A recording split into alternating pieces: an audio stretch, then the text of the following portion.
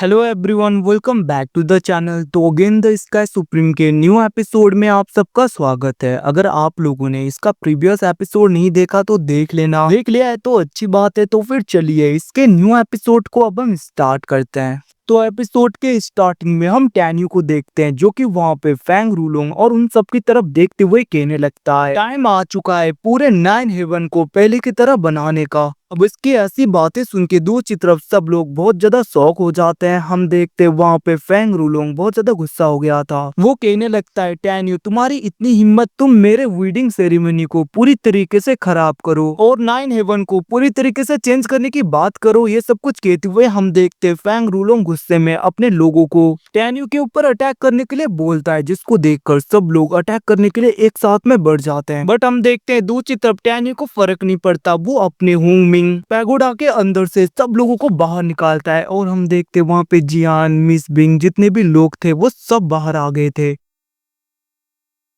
इन सबको देखकर दूसरी तरफ वहाँ पे सियान पूरी तरीके से शॉक हो जाती है। बट हम देखते वहाँ पे सियान के फादर बहुत ज्यादा खुश हो गए थे। वो कहने लगता है, जेन मैं बहुत ही ज्यादा खुश हूँ कि तुम पूरी तरीके से ठीक हो अभी तक। दूसरी तरफ हम यिंग को देखते हैं जो कि टैन्यू को कहने लगी थी, मास्टर आपने जैसा कहा था मैंने सब कुछ कर दिया। इस पूरी जगह को मैंने पूरी तरीके से सील कर दिया है ताकि इनमें से कोई भी इस जगह से जिंदा ना वापस जा सके। वहीं पे दूसरी तरफ हुसिंग भी कहने लगता है, आज तुम लोगों में से कोई भी वापस नहीं जाएगा। दूसरी तरफ हम वहाँ पे फैंग रूलोंग को देखते हैं जो कि पूरी तरीके से शॉक हो जाता है। वो कहने लगता है, जेन आखिरकार तुम जिंदा कैसे हो, क्योंकि तुम्हें तो अबेंडेड लैंड मतलब कि प्रिजन लैंड में पूरी तरीके से कैद कर दिया गया था, वहाँ पे फेंक दिया गया था और प्रिजन लैंड तो पूरी तरीके से डिस्ट्रॉय हो गया था। तो फिर आखिरकार तुम जिंदा कैसे हो। वहीं पे दूसरी तरफ हम देखते हैं याहू फैमिली की वो लेडी आगे बढ़ते हुए कहने लगती है, लेट एम्परर मुझे पता है, मैंने इस बंदे को देखा है। ये तो वही बंदा है जो कि 9 हेवन में एसेंड हुआ था। तब इसकी बहस हमारे जनरल के साथ में हुआ था और तभी सियान आई थी और उसी ने इसको बचाया था, जिसके बाद में इस बंदे को प्रिजन आइलैंड पे फेंक दिया गया था। तो फिर आखिरकार ये भी वापस कैसे आया, इसका मतलब जरूर इसी ने जेन को बाहर निकाला होगा वहीं से। अब इन सब के बारे में सुन के दूसरी तरफ फैंग रूलोंग बहुत ज्यादा गुस्सा हो गया था। वो कहने लगता है, आखिरकार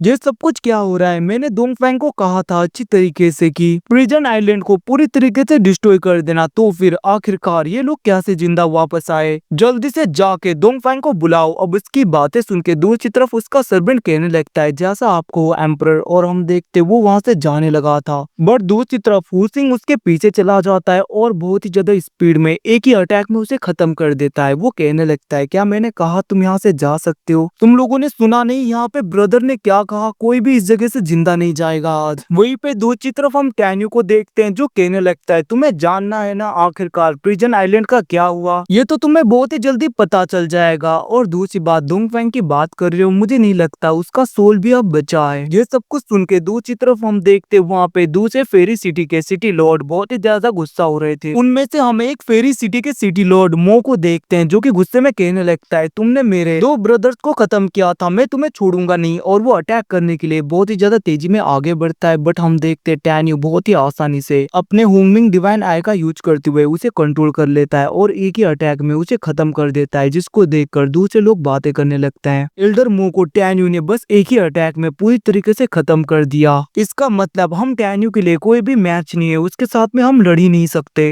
ये सब कुछ कहते हुए वो लोग भागने लगे थे, जिसको देखकर टैन्यू मेंगाई उन लोगों को कहने लगता है, जाकर इन सबको रोको। और हम देखते वो लोग जाके अटैक करने लगे थे। वहीं पे दूसरी तरफ हम त्याहू फैमिली के लॉर्ड को देखते हैं जो कि गुस्से में कहने लगता है, सियान चेन मैं पहले से ही तुम्हें पूरी तरीके से खत्म करना चाहता था, आज मौका मिल ही गया। ये सब कुछ सुन के दूसरी तरफ सियान के फादर सियान चेन आगे बढ़ते हुए कहने लगता है, वो तुम ही थे ना सियाहू जिसने जेन फैमिली को पूरी तरीके से डिस्ट्रॉय कर दिया और सब ब्लेम मेरे सर के ऊपर लगा दिया। ये सब कुछ कहते हुए हम देखते वो दोनों उस जगह पे फाइट करने लगते हैं। ये सब कुछ सुन के दूसरी तरफ जेन भी अटैक करने के लिए बढ़ती जाती है। इसको देखकर सियान भी आगे जाने लगी थी। वहीं पे दूसरी तरफ हम सियान के फादर और सियाहू सिटी के सिटी लॉर्ड को फाइट करते हुए देखते हैं। तभी वहाँ पे जेन सियाहू सिटी के सिटी लॉर्ड सियाहू के ऊपर अटैक करते हुए उसे पीछे कर देती है। दूसरी तरफ हम सिया को देखते हैं जो कि डायरेक्टली ओयांग सियान के साथ में फाइट कर रही थी और वो कहने लगती है, सियान तुम्हारी इतनी हिम्मत, तुमने आज मेरे वेडिंग को पूरी तरीके से डिस्ट्रॉय कर दिया, मैं तुम्हें छोड़ूंगी नहीं। और हम देखते वो दोनों भी वहाँ पे फाइट करने लगे थे। उसी वक्त हम देखते वहाँ पे सिया की आंट अटैक करने के लिए आगे बढ़ती है। ये सब कुछ देखकर सियान कहने लगती है, ओल्ड विच मतलब कि चुड़ैल, मैंने तुम्हें बहुत ही ज्यादा सह लिया और अब नहीं। ये सब कुछ कहते हुए उसे वो पूरी तरीके से खत्म कर देती है। जिसके बाद में सियान सिया के साथ में फाइट कर रही थी। वहीं पे दूसरी तरफ हम फेंग रूलोंग को देखते हैं जो कहने लगा था, टेन यू मुझे नहीं लगता तुम किसी के हेल्प के बिना मेरे आगे फाइट कर पाओगे अभी। उसकी बातें सुनकर टेन यू कहने लगता है, मेरा स्वॉर्ड ही काफी है। और हम देखते वो उसके साथ में फाइट कर रहा था जहाँ पे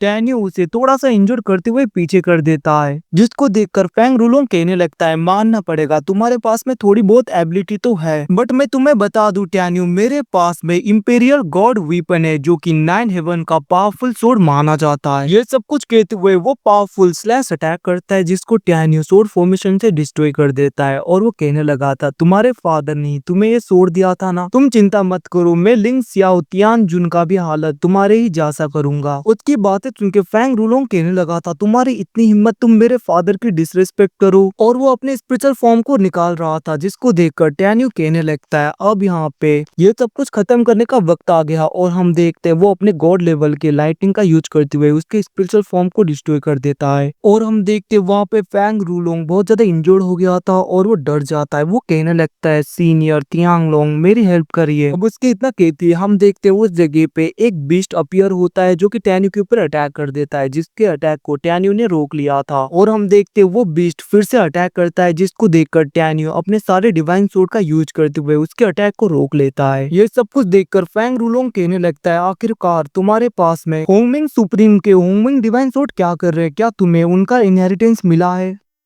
बट हम देखते हैं टेन्यू रिप्लाई नहीं देता। दूसरी तरफ वो बीस्ट कहने लगता है, फर्क नहीं पड़ता तुम कौन हो, मैं तुम्हें छोड़ूंगा नहीं। और वो अटैक करने के लिए आगे बढ़ता है। ये सब कुछ देखकर हम टेन्यू को देखते हैं जो उससे रोकते हुए उसके ऊपर अपने डिवाइन सोर्ड से अटैक कर रहा था। वो कहने लगता है, तुम 9 हेवन में असेंड हुए और तुम इस जैसे बेकार इंसान के पेट बन के रहे। ओ मैं तो भूल गया, तुम तो कुत्ते ही हो। इतना कहते हुए उसे बहुत ज्यादा इंजोर कर देता है। बट हम देखते हैं वो बीस्ट फिर से उड़ जाता है। वो कहने लगता है, तुम्हारी इतनी हिम्मत और वैसे फर्क नहीं पड़ता अगर तुम यहाँ पे होंगमिंग सुप्रीम में क्यों ना हो, तुम बस अभी ग्रेट एम्पर रिलम के सेकंड लेयर में हो, मुझे नहीं लगता तुम कुछ कर पाओगे। इतना कहते हुए वो टेन्यू के ऊपर अटैक करने लगता है। तो मैं बता दूं गाइस, एम्पर रिलम के बाद में ग्रेट एम्पर रिलम आता है। दूसरी तरफ हम उस बीस्ट को देखते हैं जो कि हेवनली ट्राइबुलेशन का यूज कर रहा था टेन्यू को खत्म करने के लिए। जिसको देखकर टेन्यू कहने लगा था, तो फिर तुम मेरे साथ में सबको डिस्ट्रॉय करना चाहते हो। हम देखते हैं दूसरी तरफ फेंग रूलोंग कहने लगा था, सीनियर। बट हम देखते हैं वो बीस्ट कहने लगता है, तुम चिंता मत करो, मैं तुम्हें प्रोटेक्ट कर लूंगा। दूसरी तरफ टेन्यू कहने लगता है, फर्क नहीं पड़ता, अगर मैंने तुम्हें पूरी तरीके से खत्म कर दिया तो ये ट्राइबुलेशन भी गायब हो जाएगा। इतना कहते हुए हम देखते हैं वो अपने डिवाइन सोर्ड का यूज करते हुए उसके ऊपर अटैक करते हुए कहने लगता है, भले ही तुम गॉड रिलम में क्यों ना पहुंच जाओ, फिर भी तुम रहोगे तो एक कुत्ते ही ना। ये सब कुछ कहते हुए वो उसे पूरी तरीके से डिस्ट्रॉय कर देता है। ये सब कुछ देखकर दूसरी तरफ फेंग रूलोंग बहुत ज्यादा डर गया था। टेन्यू नीचे आते हुए कहने लगता है, अब तुम्हारी बारी है। इसी के साथ में एपिसोड खत्म होता है। Thanks for watching boys, you again guys, मिलते हैं अगले एपिसोड में, तब तक के लिए टेक केयर।